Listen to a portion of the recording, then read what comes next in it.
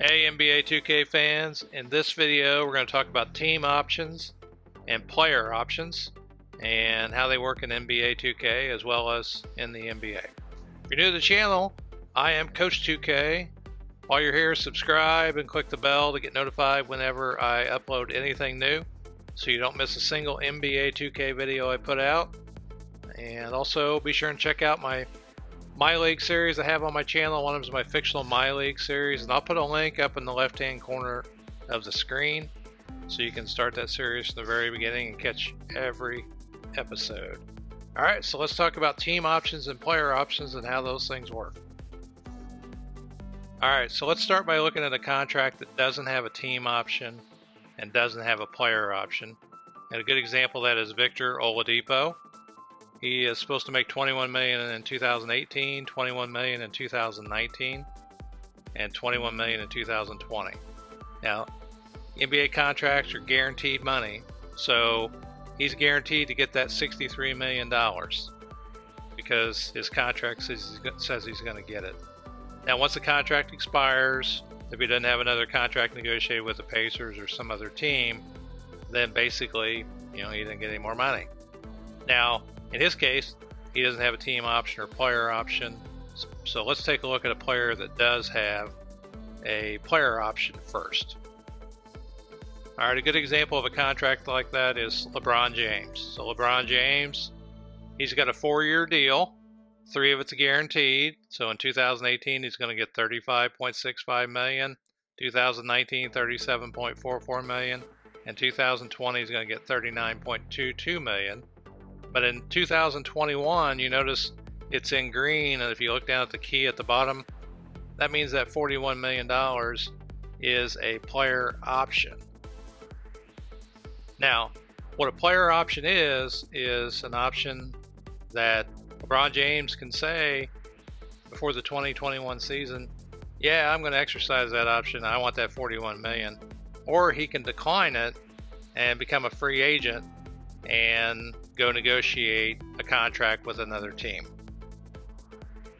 And if he does that, the team can't do anything because it's a player option. The player, he decides whether he wants to renew or not, and the team can't do anything about it because it's up to the player. The other thing is if the player says, I want to take that money, I want that $41 million, the team has to pay it because they've already agreed that they have to do whatever the player decides he wants his option to be. So let's say in the year 2020, let's say in 2018, LeBron won the MVP and he won the championship. And he did the same thing in 19 and 20. And then he felt like that if he wanted to, if he went out on the open market, that he could get $50 million as a free agent because he's just that good.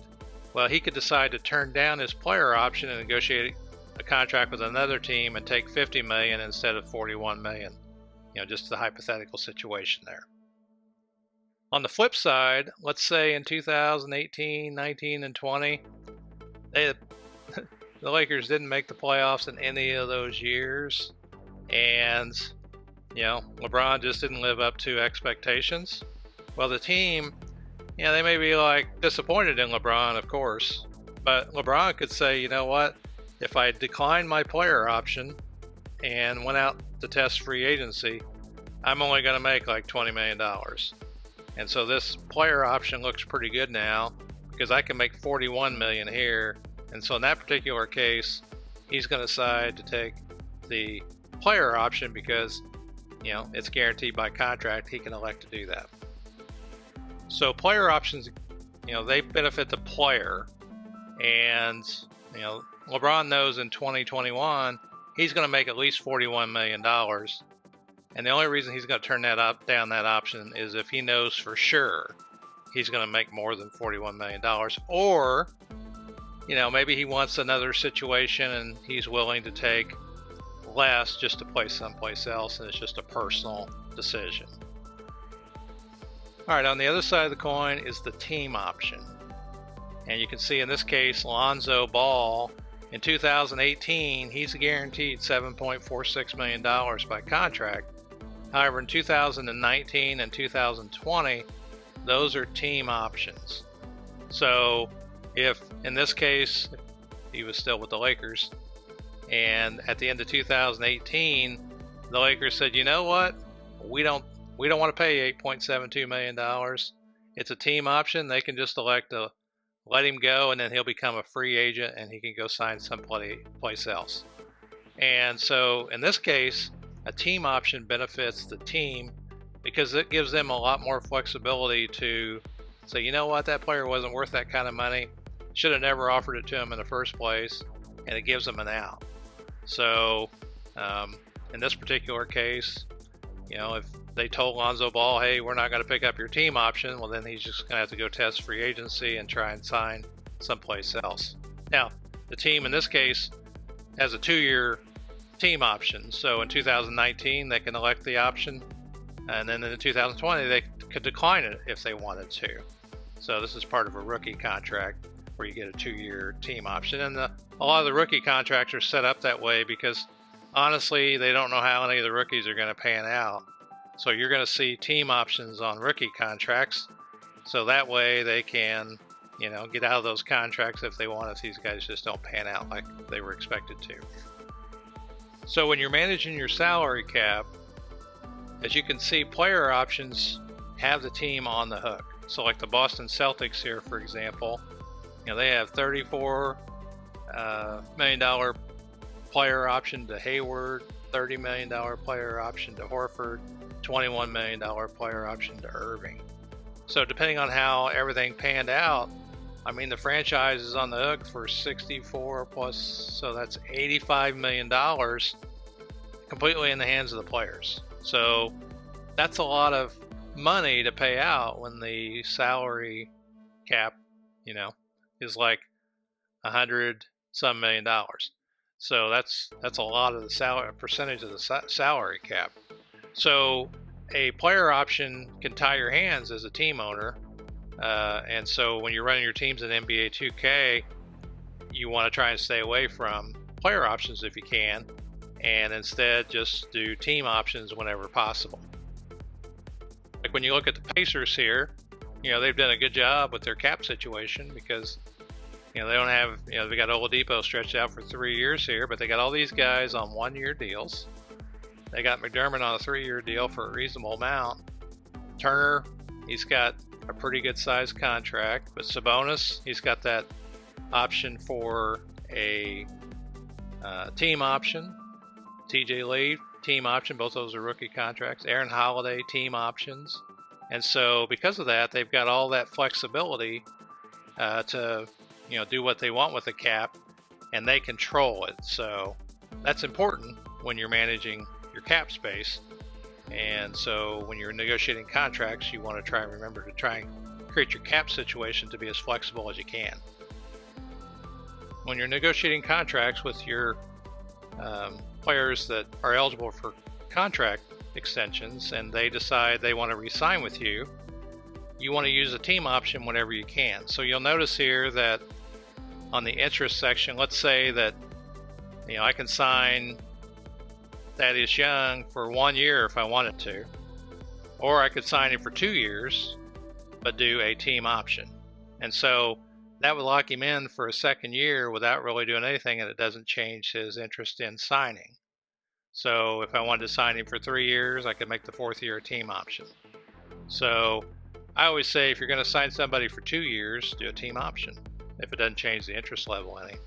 So just keep in mind when you're negotiating contracts with your players that you have the flexibility to choose that. Now in the case of Thaddeus Young, he's going to be more willing probably to take a team option, where Oladipo, he might be more interested in a player option. So it's just going to depend on the player, but you can just check their interest level and see what they're going to do. Now, if you want to keep your MyLeague contracts and MyGM contracts realistic, just keep in mind superstars are going to be able to demand player options, because if they're working with your team and you won't give them a player option, another team might in real life, and the player's going to want that kind of option, especially if they're really, really good. So even though you might be able to get away with offering a team option like if you were structuring Chris Paul or James Harden contract, you might be able to make it a team option. If you want to keep it realistic, guys that are super good are going to demand player options. You might just give them that anyway if you wanted to. Now, other guys like, PJ Tucker, he didn't have that kind of clout. So in his case, he's kind of just going to have to take a team option and just live with it. And so, the kind of the lower you are down on the food chain as far as how good you are, it's more likely you're going to have a team option than a player option. But a lot of players get player options even if they're not superstars, so just keep that in mind. Let me show you one of those. All right, good example is Otto Porter. I mean, he's not a superstar, but he was able to negotiate a player option for $28 million in the year 2020. And I'm not sure Otto Porter is really worth $28 million when you look at his stats. Let's have a look at his stats. So you can see here, he's averaging, 16 points a game in the file, 14.7 the year before, 13.4. And yeah, he's a good shooter. But even between 17 and 18 in the file here, his stats, 3-point shooting went down. So I can almost guarantee you that Otto Porter is going to take that player option when it's available to him. So, but as you can see, it just depends on how agents and stuff negotiate their contracts in real life. And just keep in mind that when you're negotiating your contracts, you want to try and do team options whenever you can to give yourself more flexibility. Now, the reason you want this cap flexibility is so you can sign free agents during free agency. So you have a shot at getting some of the top players in the league. And if you're hamstrung with all these large contracts with player options and underperforming players, it's going to make it difficult for you to, get the types of players you want in free agency, and also might make it a little bit more difficult for you to trade those players, if they have contracts that another team might not want. Okay, so that's how the team options and player options work. And so if you got any questions, let me know down in the comments. I'll be happy to help you out. So in the meantime, check out my other videos on the channel. I am Coach 2K. I'll see you on the court in the next video. Thanks for watching.